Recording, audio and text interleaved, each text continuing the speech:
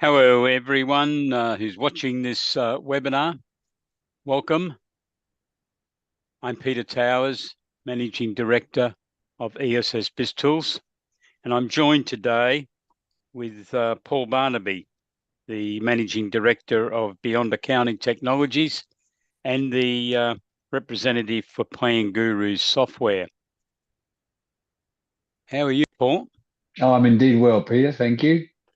That's good. Well, we're going to give our viewers an overview of the financial forecasting package, which obviously includes the Plan Guru software.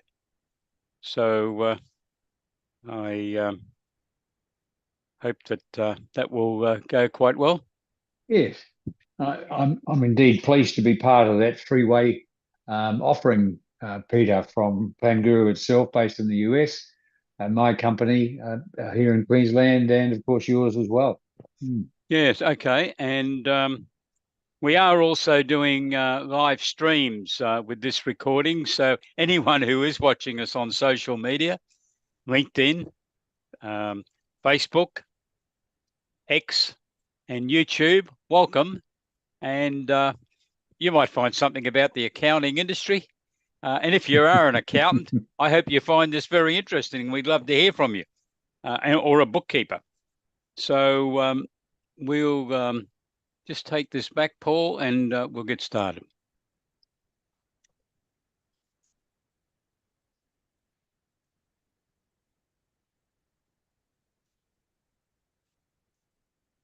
Be the expert, the virtual chief financial officer. This is what this package allows you to do. ESS BizTools has a total of 4 packages, and this is the 4th one. This is the top of the tree because it includes the Plan Guru software, and Paul will give you an overview shortly of what's included in Plan Guru and the special training that he can give you as to how you can really utilize this software to become the key advisor to your clients. So I think it means a lot more than just preparing quarterly or even monthly financial accounts. I asked someone from the outsourcing industry a couple of weeks ago, what do accountants do in Australia who have outsourced a significant amount of their work? And he indicated, some of them are preparing quarterly accounts. And I said, do you think that's enough? He said, no. And I don't think it's enough either. If you've got the spare resources, surely you can supply a proper regime of advisory services to your clients, which we're going to take you through today. So this is what we're referring to when we say real accounting services delivered by accounting experts, not just a quarterly set of accounts, because your clients need key performance indicators and business metrics. That's what the big end of town really use to run businesses.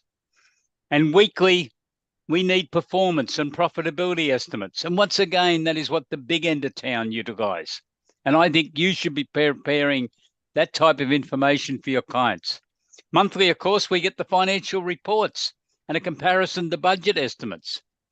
But I know that many SMEs, thousands of SMEs around Australia, do not receive anything like this type of reporting. But if we want to help clients to survive and strive, especially through the conditions applicable in 2024, I think that's the type of services we need to introduce. So we've incorporated within ESS BizTools the 52-week business enhancement system, which is based on the most outstanding accountant that Plan Guru identified in the United States. And we asked him what he did, and we've implemented a similar system. Big businesses organize themselves, I believe, as a series of small businesses. I found that out because I joined a big business as an area accountant, and within a couple of years, I was in the hot seat. I was the chief financial officer and company secretary of a listed public company. And what our organization did, we had 13 major regions in the 3 eastern states. Each region had an area manager, an area accountant, and clerical staff. At head office, we had supervisory staff, of course, and I had a team of people, but it was all built around the daily, weekly, monthly reporting. And then again, the next month, the daily, weekly, monthly. That's the type of system that I think, and I think Paul does also. I know Paul does, and he'll tell you about that in a moment. To do that, you need budgets and cash flow forecasts and projected balance sheets, which Paul will refer to shortly. So this is real time management type systems.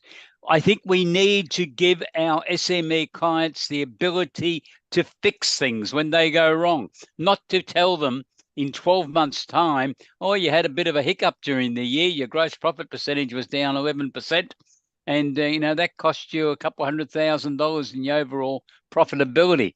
It's too late then.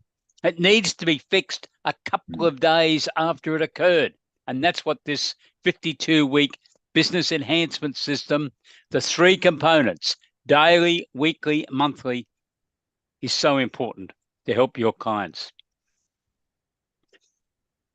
So we obtain daily, weekly overview of financial assistance, and all of this will allow your clients that wish to scale up, to go from a $500,000 turnover to $2.5 million in 3 years, to go from $4 million to $10 million in 3 years. Whatever they want to do, you will need these type of resources to assist them if you are going to be their virtual chief financial officer. So going back to the beginning of this, it starts with the business due diligence review. Why? Because I know from my own experience, both as a partner, senior partner of an accounting firm, and having been chief financial officer, company secretary of a listed company, I knew a lot more about my entity in my public company role than what I knew about key clients as a chartered accountant service provider. You think about it. What do you really need to know about your client if you're just doing an annual set of accounts and a tax return? You don't need to know how good their internal control is, and you probably never ask. Indeed, I've been hired as a consultant for various accountants around Queensland, Northern Territory, and New South Wales. And at times I've turned up and said, okay, we'll go and see this client you want me to give you some advice on.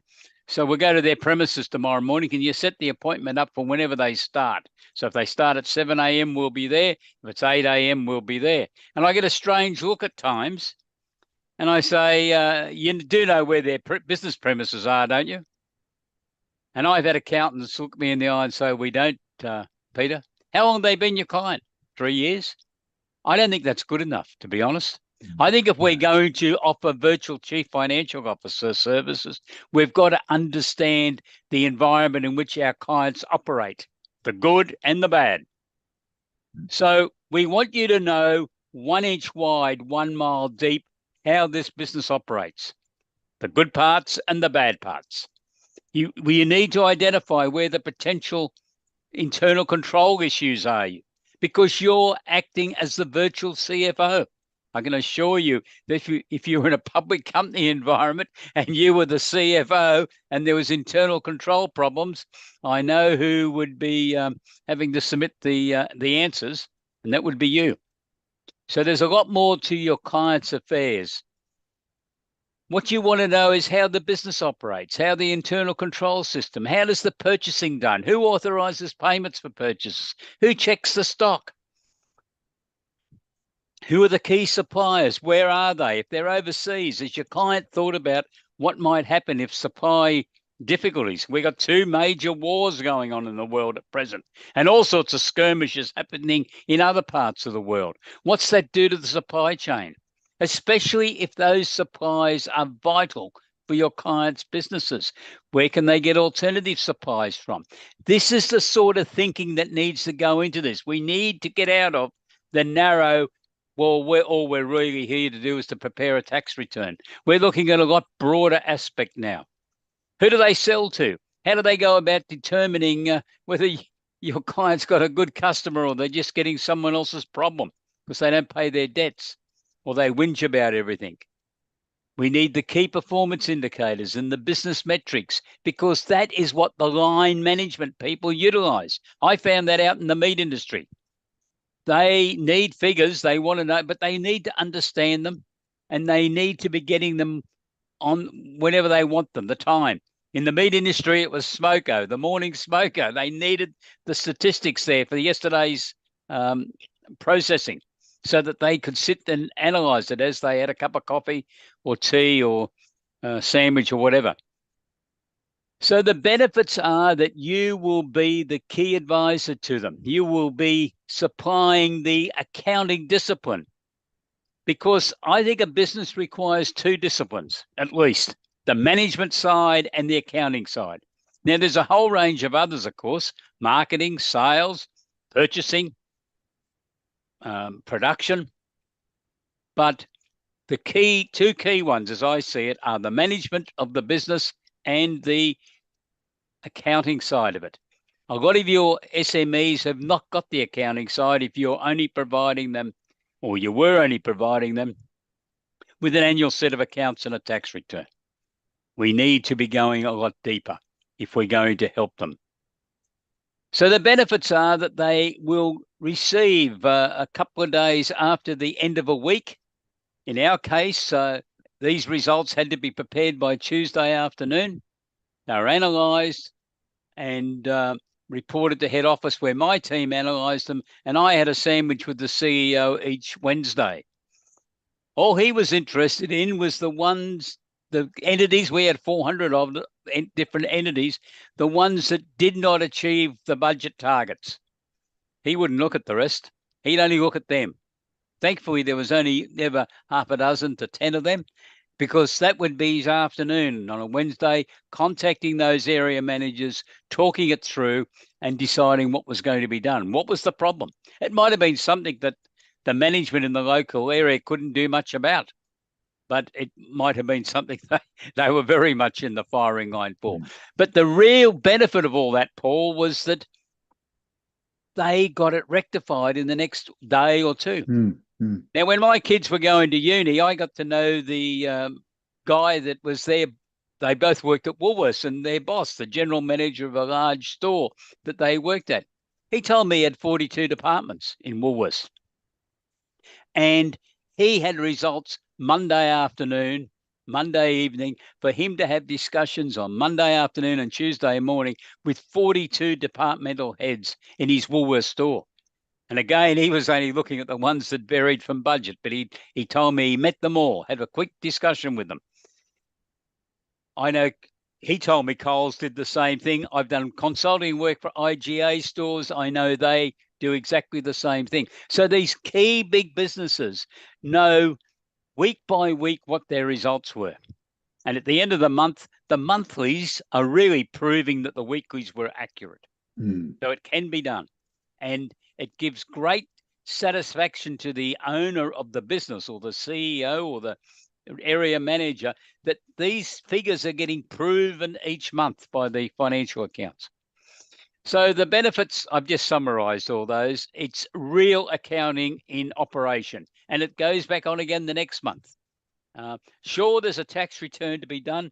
That's a byproduct of all this at the end of the 12-month period when the tax returns are due. I've told you the benefits, so I'm not going to go back through that.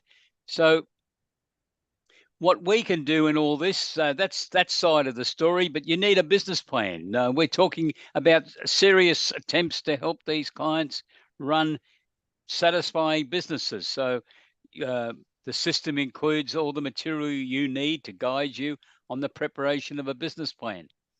And then we come into predictive financial reports. Now, this is Paul Barnaby's area. So I'm now going to switch across and let Paul take over and talk to you about this exciting concept of predictive financial reports, which we utilize the Plan Guru software to produce. So, Paul. Okay. Thanks. Thank you, Peter. And I'll just get my slideshow up.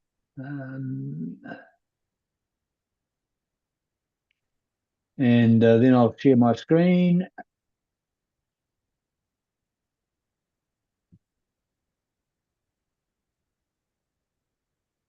you'll need to enable me to share screen, Peter, please. Oh, I thought I had. Just let me know when you've done that and I'll be ready to go. Yep. All good? Yep. Okay.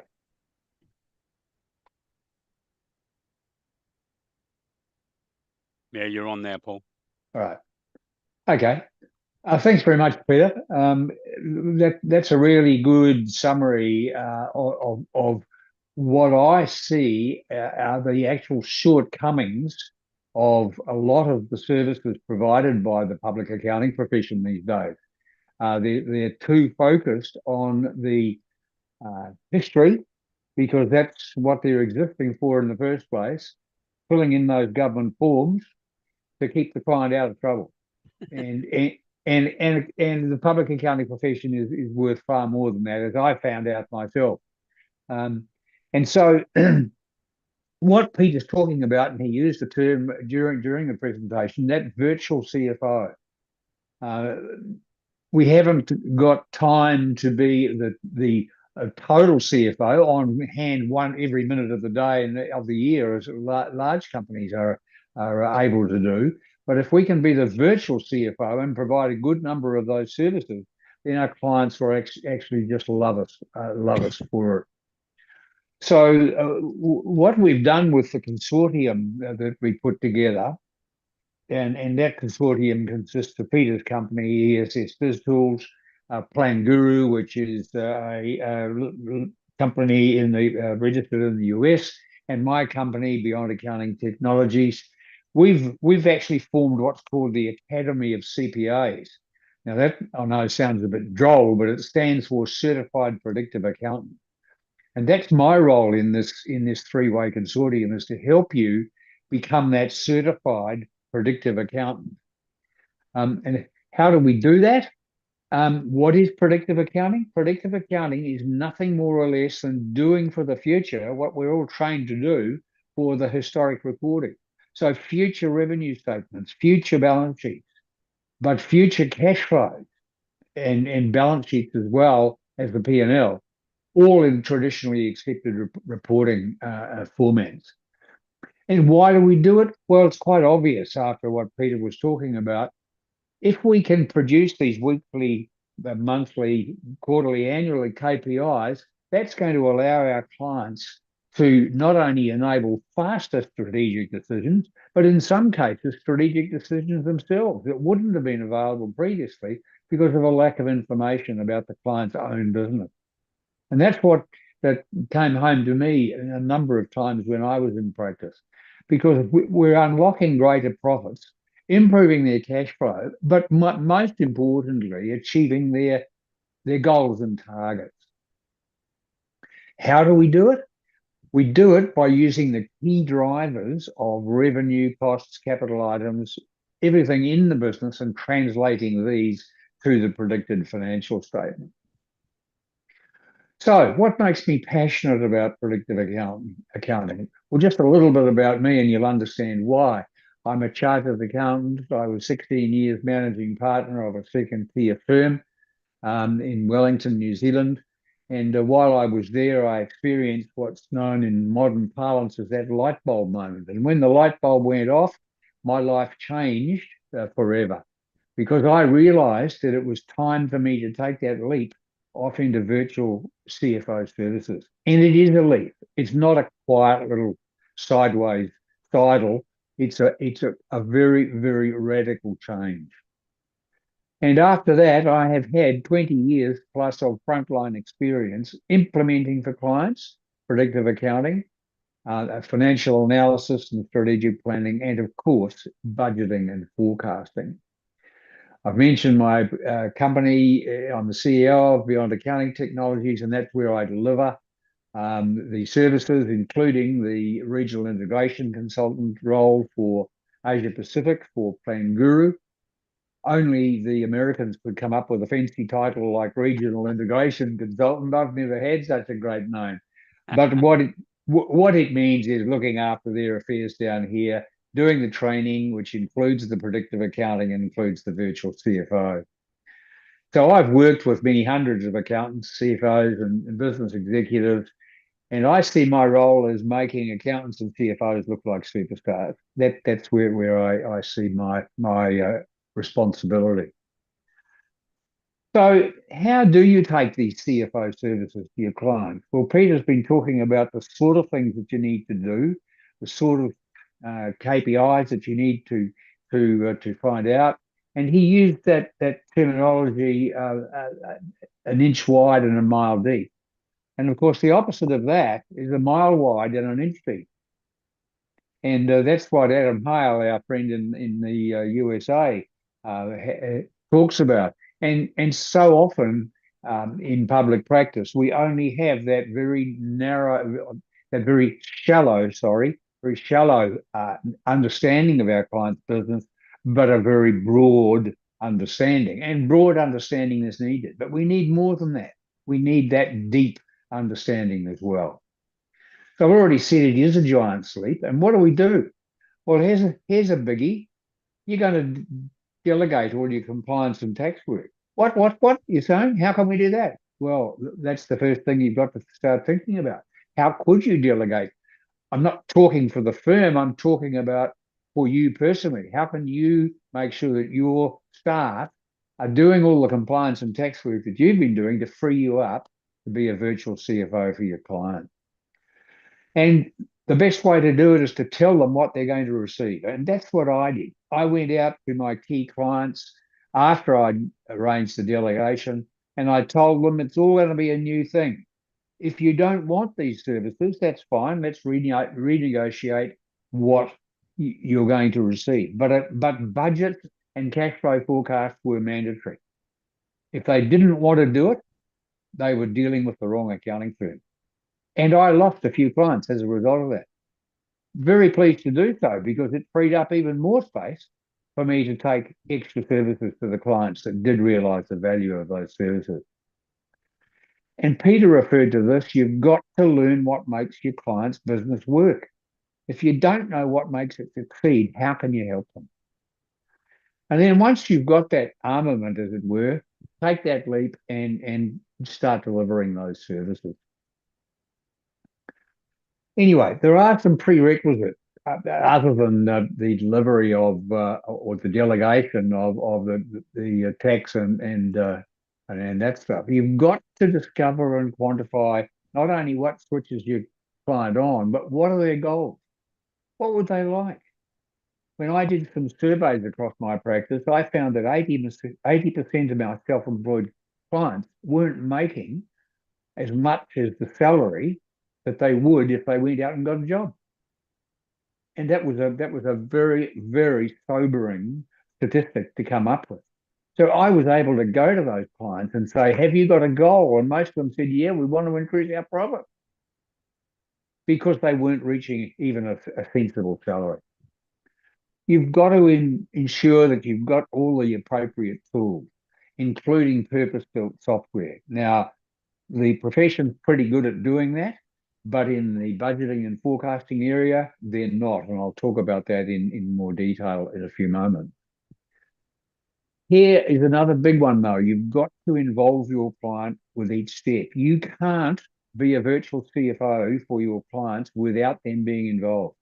Because if you do it for the company without the involvement of the key management, they won't understand it. They won't see it. They won't understand it. You've got to involve them with each step. And again, on your side, in terms of resources, you've got to make certain that there's some team members with you that can assist. And I'm not just talking about building a huge team on day one, just covering things like your own days off. If you need a few days off, who's going to look after those phone calls? You've got to be able to provide that sort of service. And here's the other one. Make your data preparation automated as much as you can, because the more it is, and even today, we're starting to see AI being accepted very, very quickly. I was talking to my daughter, who's a senior executive in a multinational at the moment, and they've got AI in their company that they've designed and built. It's just amazing how quickly, in technology terms, the world is changing. So, what is the key content of the service that you're going to deliver to your clients in terms of those CFO services? And Peter referred to this: the business plan, including those predictive accounting reports, the budgets, the cash flows, the KPIs, the dashboard, the monthly comparison, the variance report, absolutely essential, because there's no point in preparing the budget and then leaving your client to think about what he needs to talk to you about over the next 12 months. You've got to have those monthly comparisons and a monthly review meeting, preferably at the client's premises. And Peter was talking about going to do the reviews at 7 o'clock in the morning.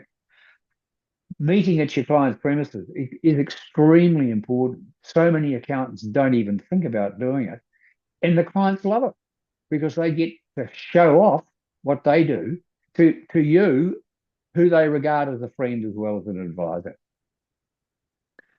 And here's the other big one that most accounting people trying to do CFO services forget.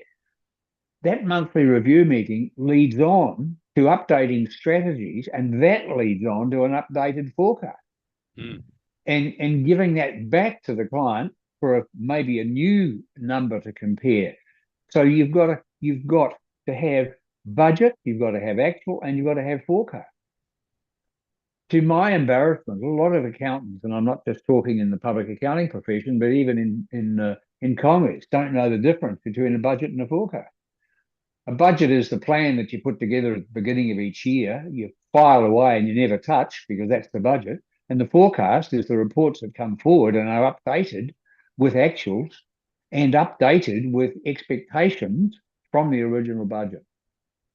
And there again, this is where you share those reports and then meet again, maybe. If there's a substantial change, you meet again with the client. So I just want to touch on a few minutes. I think we're okay for time, Peter. Yes, yep.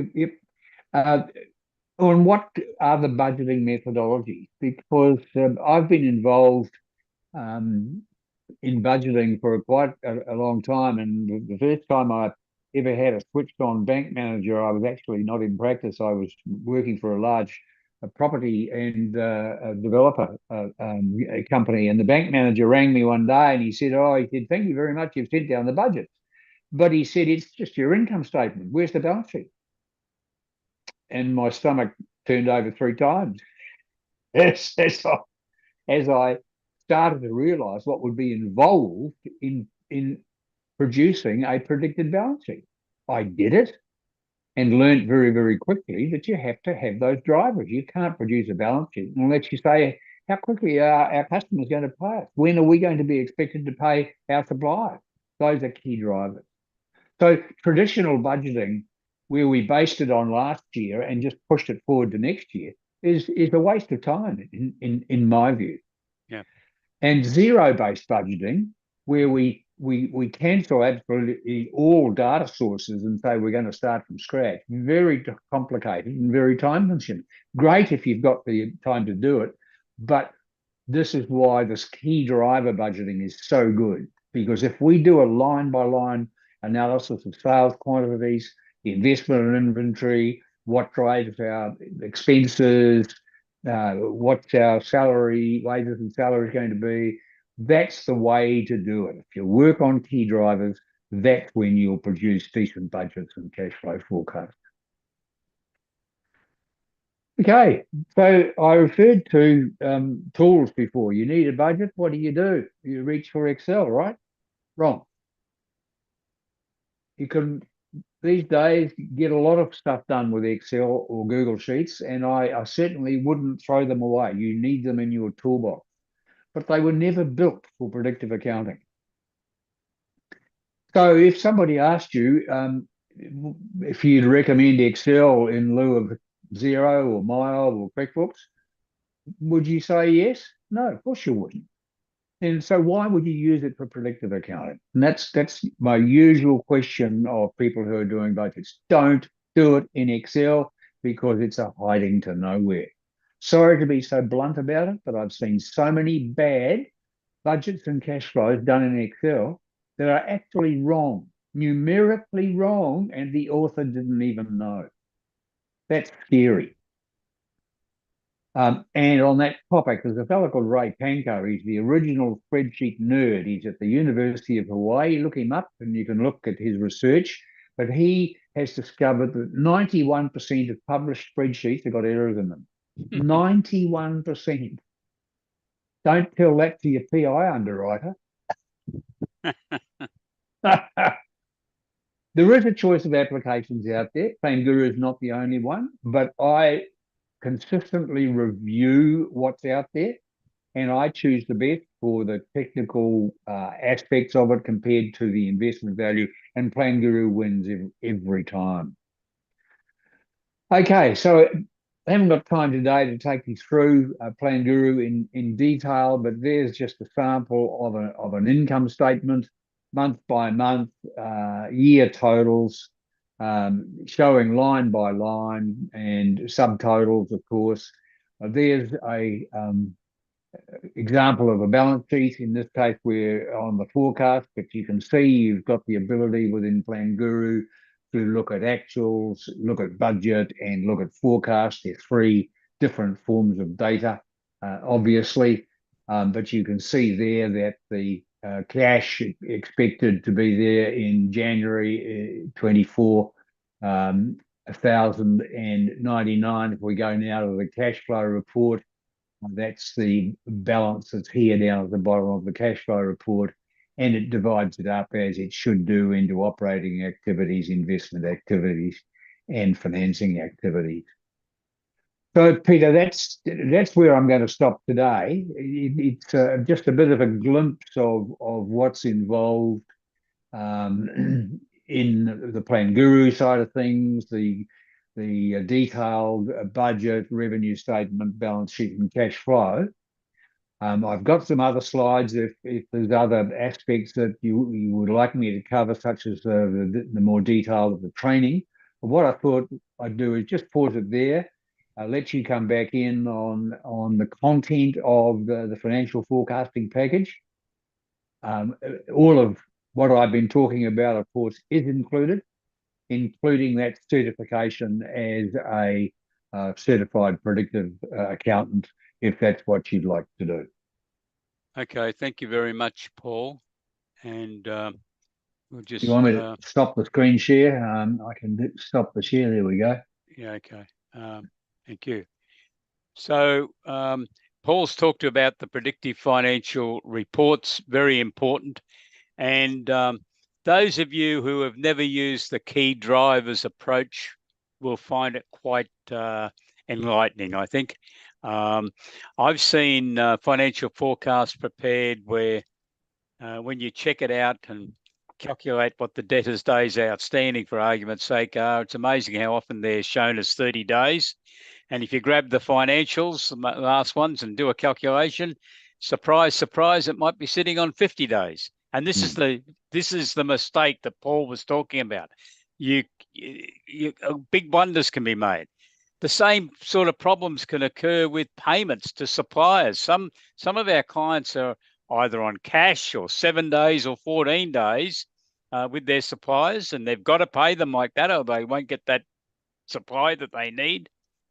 Yet, when you look at some of the budgets that get prepared at times, you'll find everyone's getting paid on a 30-day basis. Well, that's not practical if you've got a supplier that's insisting on cash on delivery. And I think these sort of trading terms, which seemed to ease off a bit a few years ago, are going to become far more prevalent during the remainder of this year and next year. We now got strong rumours about 3 more interest rate rises in Australia. Inflation's up. There's a 34% increase in business failures this financial year. The big end of town will be watching that, the suppliers, and they will be making things tougher for the clients that most of us service, which are in the small, medium-sized marketplace, I assume. So just a comment there, Paul, and we'll just move ahead. So we've talked about the daily report, so we move on. We also have within the system a complete debtors system to help you to advise your clients on how to keep debtors' days reduced. The rolling forecast Paul just mentioned, very important, and that monthly financial report. Hopefully your partner or senior manager for this client will be on the board of advice or going to the board of directors meetings if the client has them.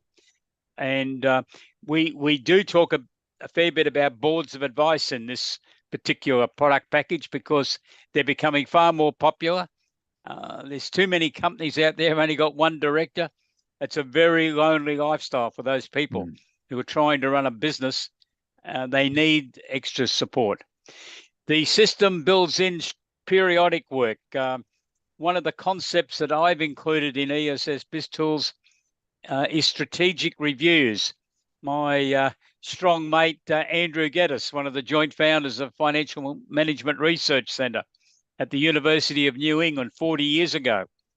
And when they formed that centre, they set out to achieve what we're still talking about, and that is to have practicing accountants being a virtual CFO. They never quite used those words then, but that's what they meant. A virtual in-house advisor. That was 40 years ago. They'd seen the light, but it's taken a long time to get it fully charged. But one of the jobs that Andrew likes doing, and a number of our ESS BizTools clients are doing it because they were also utilising Andrew Geddes' services, and that's a strategic review. So even though you've got a business plan, what they do is have a 1 to 2 day, 1.5, I meant to say, 1.5 to 2 day get together of their team, always at some different location where they can have a nice dinner. And the leadership team members are required to submit items for discussion, and then they really talk it through. So it could become part of the rolling forecast change. It might get all the information might get incorporated into the business plan update, but it's bringing that team together. And they all need someone to facilitate these things. That's you. You're the partner in the accounting firm or the senior manager, so you can do that.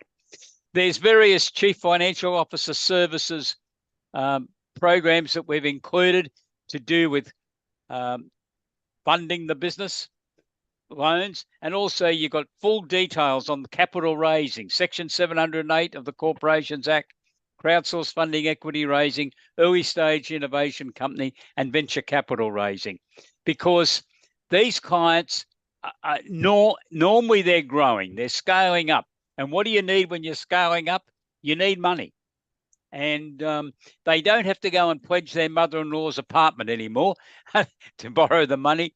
They can raise capital direct from the public, and that's now part of the scene in Australia.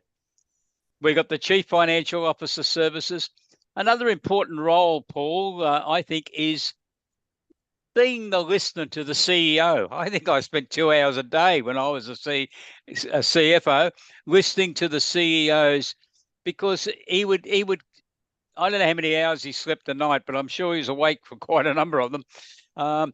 Because each morning he'd say, "Hey, Pete, why don't we do this? Can we change this?" Now, we were a meat company, so we were producing meat going all around the world, but the CEO would continually get ideas. A lot of it was prompted, of course, on what had happened in America or Japan or even Russia overnight, England, with prices. Suddenly someone's had a problem somewhere else in the world, can't supply a market, the price has gone up 20 cents a kilo. What's it mean? What can we do? Your clients need that advice. It's not only the CEOs of public companies that lie awake at 3 a.m. and dream up ideas, but your clients don't think they can contact when you're only doing tax returns for them. They need to know that you're in tune with the day-to-day things. You knew what happened there yesterday because you got the daily report. And corporate governance mentoring.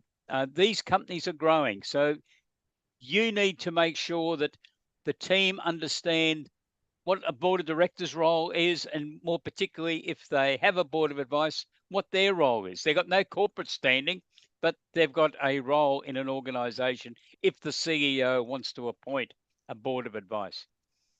I'll come in there, Peter, and say, yes, that was my exact experience too, prior to going into practice.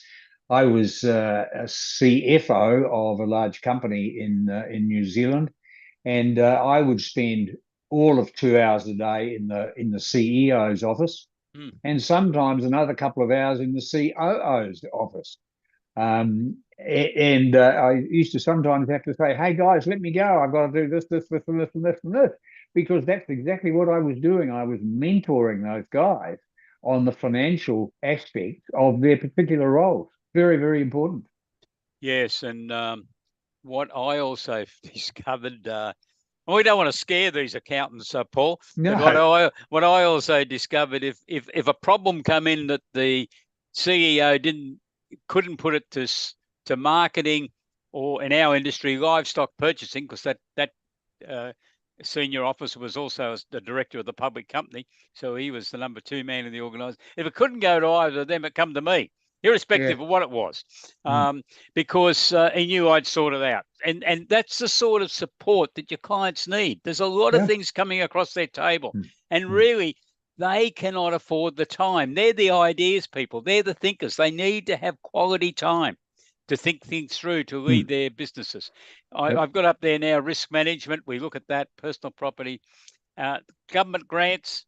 There's still a lot of government grants. There's hundreds of them, about 600 Mm. at least in Australia. Good. The key ones, though, are research and development. Uh, over $5 billion a year gets spent, according to Oz Industry, on research and development, and about 70% of it is for companies with turnovers under $20 million, because they're the special class.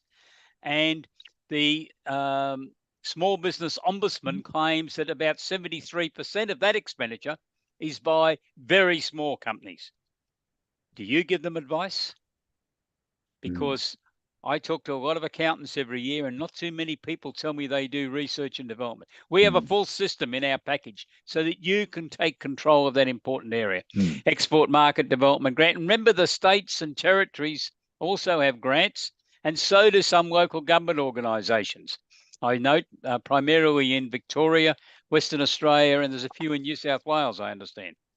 There might be others, but internal control reviews, so that what you become in all this, and Paul didn't quite use this terminology, but I know he's used it before, is the financial storyteller. Mm. Because with the predictive accounting reports, you've got budgets, cash flow forecasts, but then I think one of the most important documents that we all overlook, and that's the projected balance sheet. That allows you to sit down then and tell the story to your client.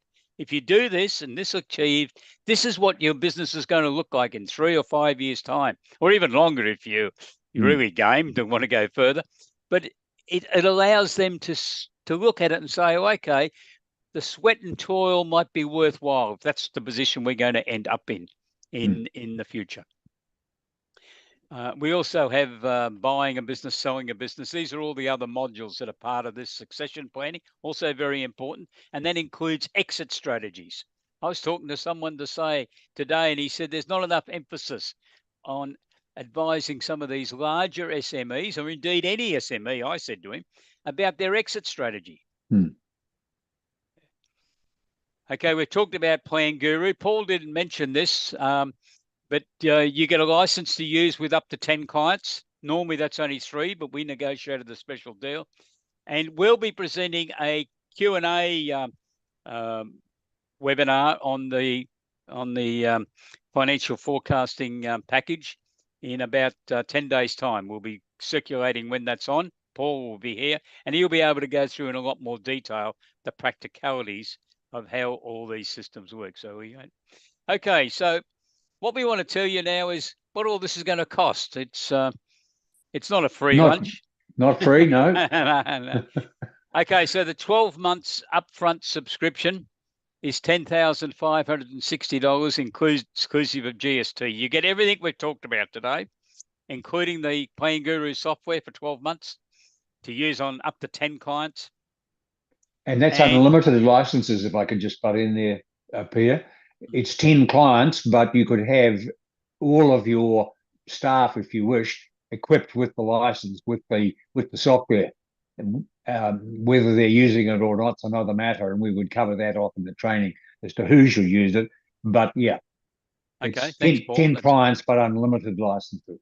unlimited license. That's great. And Paul will be taking you through that training. He's a walking encyclopedia on all this, on financial forecasting, and at the end of it, you can go through the training course for the qualification of certified practicing predictive. I keep on saying certified predictive accountant. Okay, so you can pay, or you can pay that monthly if you like, $1,056 inclusive of GST. So, Paul, if you've got anything else you want to add? No. I think that pretty much sums it up, Peter. I think the important thing is that if you, the watcher of this webinar, are not providing those virtual CFO services to your clients, now's the time to have a look at it.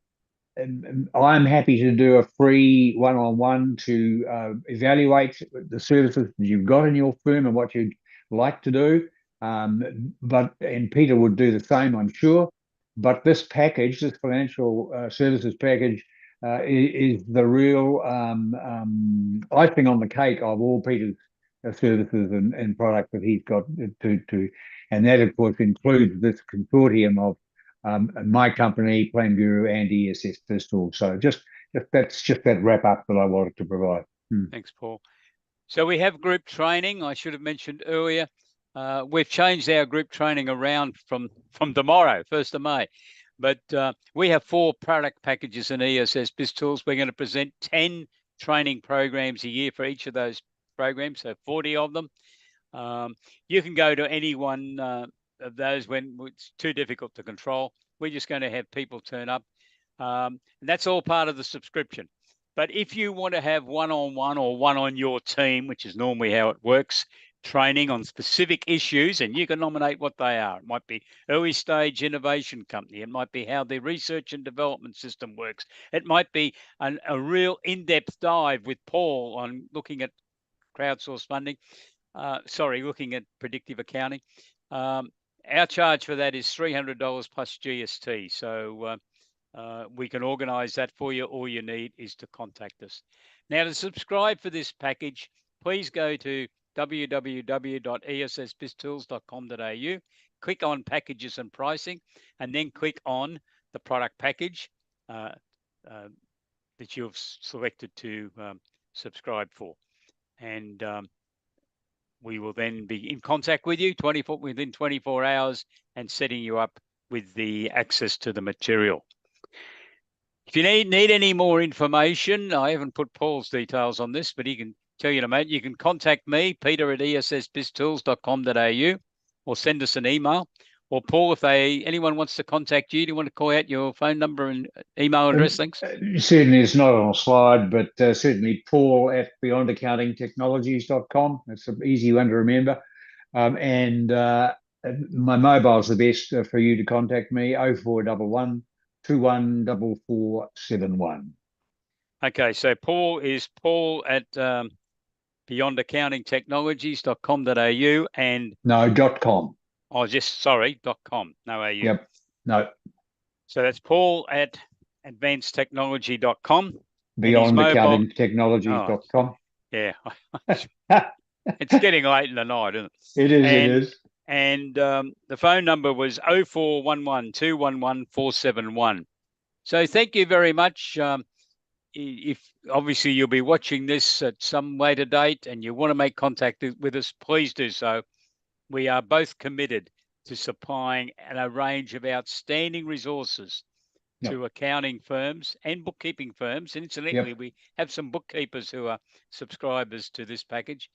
Don't hesitate to contact us because we're committed to giving you the resources that you can really deliver financial advisory services to your clients. So thank you very much. Paul, thank you very much for being with us in this presentation. It's a great pleasure, Peter. I was just going to use the words, if you do subscribe to this service, it will be a game changer in modern terminology, a complete game change for your firm, and you will not look back. And what's more, you'll have fun. Yes, and will help keep you ahead of your competitors and will allow you to really distinguish yourself. I've had an interesting Absolutely. webinar today with a gentleman, and I'm going to share that with our people who listen to our webinars in the next few weeks. Some of the concepts that were advanced as to just where accountancy's headed, and that will create a few scares, I think, as to that particular person's analysis. And he's a very experienced Wow. person. Please Okay, send me the so link. yeah. Okay, so thank you very much, everyone. We'll talk to you, I hope, very soon. Goodbye. Goodbye. Thanks, Paul. We'll talk to you later on, then. Eh? Thank you. Cheers now. Yeah, we're finished now, Paul. Okay. On the recording. Let me know when you want to do the Q&A. Yep. Yeah, I'll let you know. And if you're available, I wouldn't mind you being involved. I'm working out a program. I have done it, but I'll send you an email tomorrow on these training packages that I'm putting together. I've deliberately allowed saying to people, you can go to whichever one you want. Yep. I'm trying to get people to upgrade. Yep. I'm trying to get people to come in it. We've now got we've now got advisory intro is our smallest package. Yep. That's really targeted at bookkeepers and accountants who have not previously done any advisory thing at all. Right. The people I think the commissioner was talking to, but I think he was also talking to the rest of the profession, but they're the main ones that are going to feel the brunt. So by giving them the opportunity to come along and see you talking about how Plan Guru can make predictive accounting work, they may well agree, oh, okay, maybe we should be upgrading. Yep. I've also been telling them in the promotions I've been doing on those lower level packages that because I'm putting into them notes on preparing predictive accounting reports and saying to them, you're not getting the Plan Guru software, but you can get it. If you want to, and I've told them we've got a special arrangement with Plan Guru and if they want to, I don't want to force them to have to pay our full subscription. If they're paying us. But if I could just stop you there, I'm happy to have a chat at another time, and we probably should. The one thing that I mentioned during my presentation, which I warmly recommend you do, use a purpose-built tool. Doesn't matter if it's not Plan Guru. Fathom, for example, will do what Plan Guru does. But use a purpose-built tool. If you're not using a purpose-built tool, we can't help you. Yeah, I've said that to them when I was doing those presentations. But I'm really, I'd like to be encouraging them to go to Plan Guru. Oh, of course. And I'm sure out of all that deal, I don't know the figures. I can't remember them, and they may have changed in any case. But I wouldn't mind having a figure that someone could say, okay, I'm only paying I'm paying ESS for the advisory intro package, which costs them less than $1,000 a year. It's meant to be a teaser to get them involved. They want to do their budgets the right way. You'll be able to work out some sort of price and a deal for them, so that they get started. Absolutely. And when you got them on the railway lines, then hopefully. Absolutely. No, I can do core training and provide the software, and yes, I can price it to their advantage. So that's the reason I've done the training the way I've done. I'm saying in the past, some non-subscribers were getting access to being able to come to some of our training. We're now putting the registration in the subscriber only area, so they won't be able to get it. But I'm trying to encourage the ones at the lower end to look at our advanced package and our financial forecasting package, this one. So they get all that in that. Oh, okay, well, it's and I might do a similar thing. I might do a 3-stage contact with Beyond Accounting Technologies, each one including Plan Guru software, but a different level of support for for Planguru. And again, they can take their pick, because I think you or your advisor is absolutely right. They won't take the basic, because nobody takes the because it makes them look bad, look like misers, and and so putting I can put 3 packages together very quickly. Okay. So Right. I might do that very We'll soon. talk about that. Yeah. Okay. Okay. All right. I'll talk to you later, then. Okay. Thanks very Thanks, much, mate. Peter. See you Thank you. later. Cheers Bye. now. Bye now.